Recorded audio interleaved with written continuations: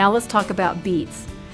Beets are the most important thing that you can do on this cleanse, but you have to eat the raw food first. Remember in our digestion lecture, if you don't eat the raw food first, then the brain does not know that there's enough enzymes in that meal to digest it, and it'll utilize the enzymes that you have in storage. So always, before you eat your cooked beet, have your salad first. Now there's two different ways of doing the beets. I suggest, though, as you're cleansing, do the cooked beet, even if you are a raw food person. There's something about a cooked beet that's different than a raw beet, which is what you see right next to it. This is a raw beet that you can use in your transition into normal eating and your maintenance, or a lot of people like to do the beet juice. If you do the beet juice, it goes through a completely different channel. It'll go through your renal glands, through your kidneys. If you need it to go through the bowel, you have to be able to eat the roughage and chew it yourself. You can't blend it up. So let me tell you how to make the cooked beets. The cooked beets, there's two ways you can do it. You can do it as many ways as you want. But a lot of people like to steam the beets. I like to have them baked.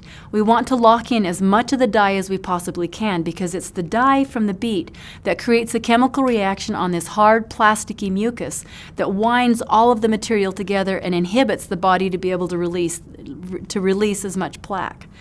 Now when you're at the grocery store, what you're going to find is something that looks like this.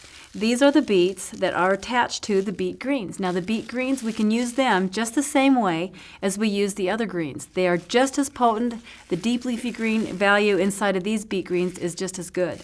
What you'll do is you'll chop off the top and the bottom of this beet, and you'll scrub the skin until it looks like these beets. And then you chop up this beet, place it in your casserole dish, your chopped up beet, and then oil and vinegar, the recipe's in the book, a little bit of spike and maybe a little bit of lemon juice. Put the lid on this, put it in your oven, bake it about 400 degrees for about an hour. As you bake these beets, with the marinade in them, they're going to be the most delicious pickled beet you've ever had. I suggest that you bake them the night before. Now, you're going to be having a fist-sized beet, this size of beet, with every meal that you have, at lunchtime and at dinner time. So take both of your beets, chop them up, put them in your casserole, put the marinade on top, bake them.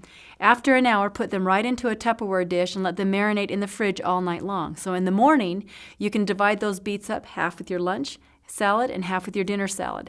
And they're so delicious because they've been marinating all that time. Now the dye from the baked beet creates a chemical reaction that breaks up the calcification and also the plasticization caused from milk and salt together. So it's very important that you have your beets. If you don't like the beets, that's why we marinate them, to try to any way you can to get them down. Some people like to put salsa on them. Whatever it takes to get the beets down is what's important.